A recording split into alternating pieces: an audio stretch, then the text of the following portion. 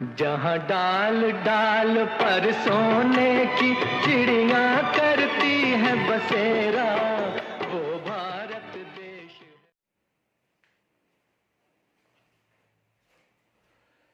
मित्रों नमस्कार, वरुण आईएमएस में आप लोग का स्वागत है।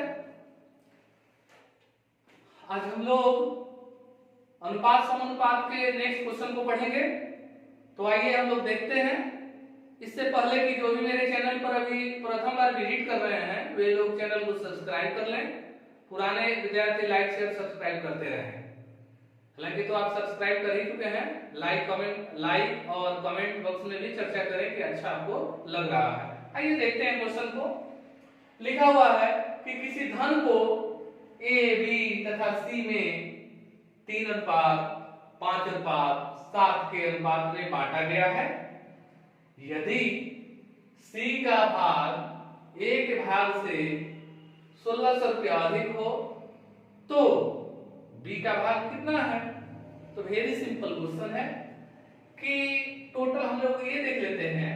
यहां दिया हुआ है कि पहले ए बी सी का अनुपात लिख लेते हैं। ए बी सी समझने के लिए 3:5:7। अब क्वेश्चन हमारे क्वेश्चन में क्या दिया हुआ है, ए के भाग लिखा है सी का भाग ए के भाग से 1600 अधिक है। सी का भाग ए के भाग से कितना अधिक है, 1600 रुपया अधिक है। 1600 रुपया अधिक है। आइए कितना हिस्सा अधिक है कि ये देख लीजिए। तो 7 में से 3 गए 4 हिस्सा। यानी कहने का मतलब है कि 1600 रुपया जो है ना 4 हिस्सा के बराबर है। अब आपसे अगर कहे कि ए का हिस्सा बताए तो गुने 3 करेंगे। अगर कहे कि बी का हिस्सा बताए तो गुने 5 करेंगे। अगर कहे कि सी का हिस्सा बताए तो गुने 7 करेंगे। अगर कहे कि ना टोटल हिस्सा बताए तो 7 और 3 10 और 5 15 गुना 15 कर देंगे तो आंसर आ जाएगा। अब आइए हम देखते हैं क्वेश्चन में पूछा क्या है। तो बी का भाग कितना है, तो बी का तो भाग पूछा है। तो बी का 5 है, 5 से गुना 4 चौका 16 और 4 5 2000 कहीं है, कहां है। तो ये आपका आंसर आ गया। समझ गए। आइए अगला क्वेश्चन को देख लेते हैं। क्वेश्चन ये है कि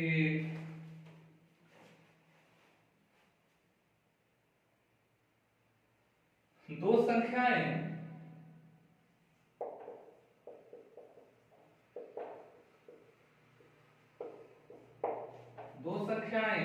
एक अनुपात 3 के अनुपात में है।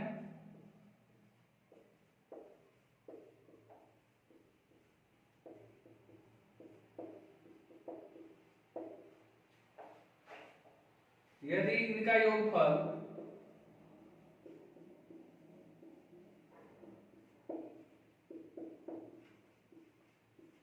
यदि इनका योगफल 240 रुपया हो तो इनका अंतर कितना है।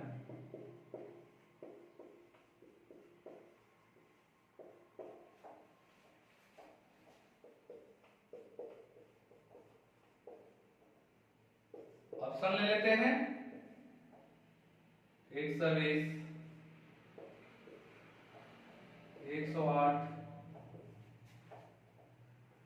100 देखिए क्वेश्चन क्या कह रहा है कि दो संख्याएं एक अनुपात 3 के अनुपात में है। यदि इनका योगफल तो 240 हो तो इनका अंतर कितना है। अच्छा ठीक है, योगफल 240 हो यानी 240 हो तो इसका योगफल ना, इसका मतलब ये है कि 240 रुपया जो होगा ना, 240 रुपया जो होगा 3 एक का 3 4 हिस्सा के बराबर होगा। कितना हिस्सा के बराबर होगा, 4 हिस्सा के बराबर। तो कह रहे ना अब इनका अंतर चाहिए तो अंतर निकाल लीजिए। 3 में से गया तो गुने 2 कर दीजिए। 4 छके 24 14 लिखे 12 120 रुपया कितना आया 120 रुपया। तो यही आपका आंसर हो जाएगा 120 का ना, लगाइए आंसर हो गया। समझ गए ना। तो वेरी सिंपल है। आप लोग ऐसे बनाएंगे तो बहुत आसानी से बनाएंगे, किताबों से बनाएंगे तो हो सकता है अधिक टाइम लगाएंगे। तो मेरे तरीके को आप लोग बढ़िया से समझिए और अगला क्वेश्चन देखिए, लिखा हुआ है कि एक व्यक्ति के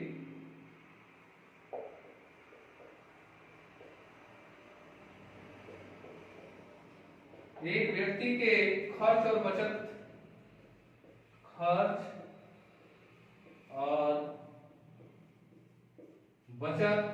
का अनुपात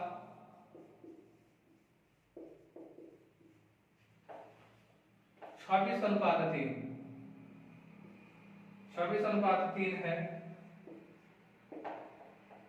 यदि उसकी मासिक आय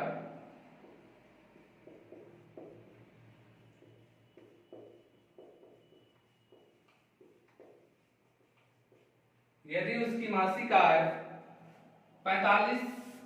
14,500 रुपया हो,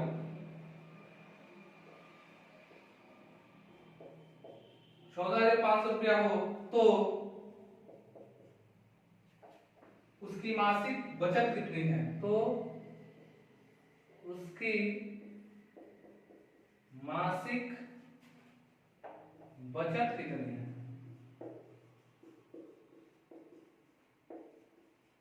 तो उसकी मासिक बचत कितनी है? आइए ऑप्शन लिख लेते हैं। 580,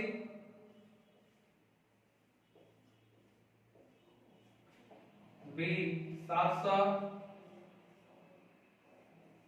सी 1500, डी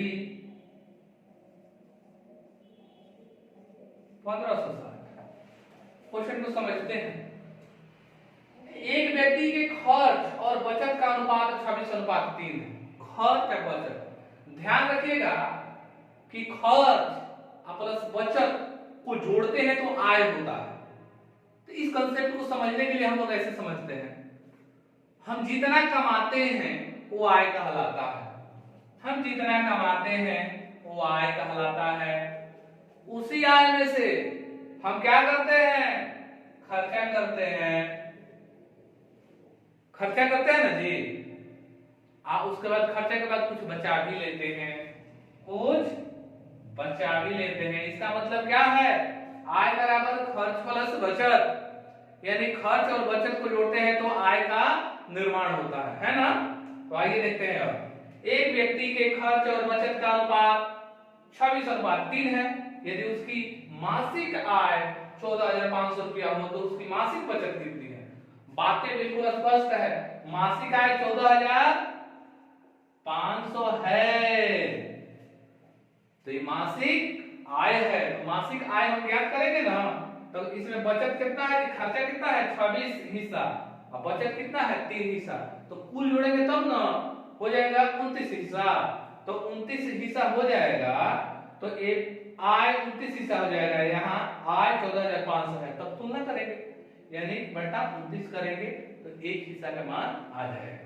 अगर अब हमको खर्चा निकालना होगा तो गुने 26 करेंगे, बचत निकालना हो तो गुने 3 करेंगे। तो हमको क्या निकालना है? उसकी मासिक बचत कितनी है? तो गुने 3 करेंगे, भाग लगाएंगे। ठीक है, ट्राई कीजिए। 29 5 से इसमें गुना करके देखिए तो 9 5 45 के 5, अब 5 दूनी 10 और 4 14। हाँ जी, 5 मतलब कट गए। आज 2 को 0 उतार दीजिए तो 3 5 है 1500। 1500 कहाँ है जी? देखिए, लगाइए, ये आपका आंसर हो गया। ठीक है, आइए फिर अगला क्वेश्चन हम लोग देख लेते हैं।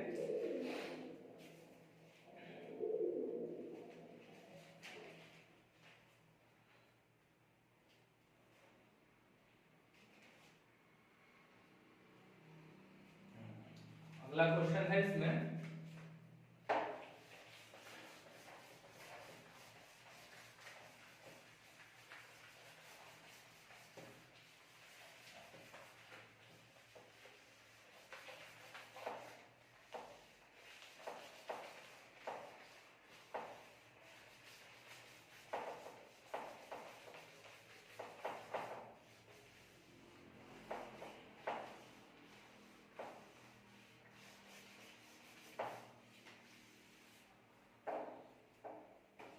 लिखा है कि एक राशि 4 नंबर क्वेश्चन हो गया।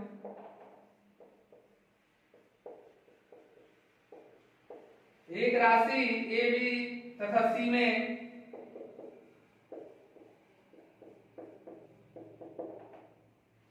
ए बी तथा सी में 2, 5, 9 2, 5, 9 के अनुपात में बांटी गई।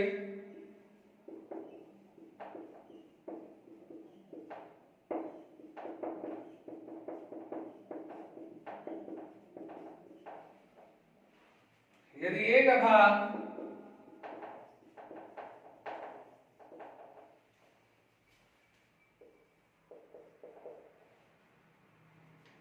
₹2500 हो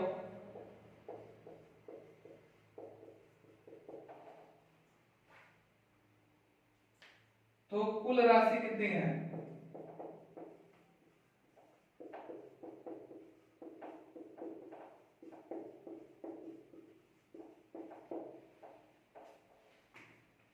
ऑप्शन है कि 20,000,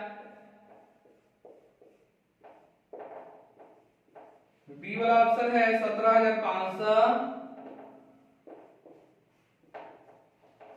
सी ऑप्शन है 12,500, डी ऑप्शन है 22,500। अब आइए क्वेश्चन को पढ़ लेते हैं। एक राशि ए बी तथा सी में 2 अनुपात 5 अनुपात 9 के अनुपात में बांटी गई। यदि ए का भाग ₹2500 हो तो कुल राशि कितनी है? अच्छा, ए का भाग दिया तो ए का भाग कितना हिस्सा है? तो 2 हिस्सा है, यानी कि ये 2500 जो है ना वो 2 हिस्सा के बराबर है। ₹2500 है 2 हिस्सा के बराबर है। तो अगर मान लेते हैं कि अगर कहता कि ना अब हमको बी का बताइए तो गुने 5 कर देते, कहता कि सी का हिस्सा बताइए तो गुने 9 कर देते, लेकिन नहीं, कुल राशि कहता है, कुल राशि। तो डायरेक्ट अनुपात जोड़ दीजिए, 9, 5, 14, 14 2 16, 2 8 16, 25 8 200, 200 का 2 को 0, तो कितना हो गया जी? 20,000। तो 20,000 कहीं ऑप्शन में है क्या? तो हाँ जी है। तो ये आपका आंसर होगा। उम्मीद करते हैं आप लोगों को समझ में आया होगा। और जो भी अभ्यर्थी मेरे चैनल पर नए हैं सब्सक्राइब कीजिए, लाइक कीजिए, कमेंट्स कीजिए और शेयर भी करें। पुराने विद्यार्थी भी शेयर करते रहें, अपने मित्रों से सब्सक्राइब करवाते रहें और ओवरनाइट मैथ्स फैमिली की परिवार को बढ़ाते रहें। ठीक है, तो चलिए हम लोग नेक्स्ट वीडियो में मिलते हैं। नमस्कार।